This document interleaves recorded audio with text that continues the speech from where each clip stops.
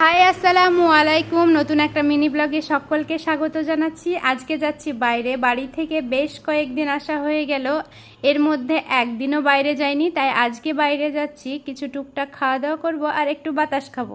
প্রথমে আসলাম আমরা ফুচকা খেতে, তো এসে দেখলাম ফুচকার দোকান এখনও রেডি হয়নি, তো এখনও রেডি করছে আস্তে আস্তে। যাই হোক, রেডি করুক বৌদি।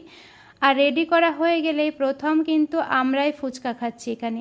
আর এই বৌদির ফুচকা কিন্তু অনেক টেস্টি, তাই অনেক দূর থেকে আমরা এখানে খেতে আসি।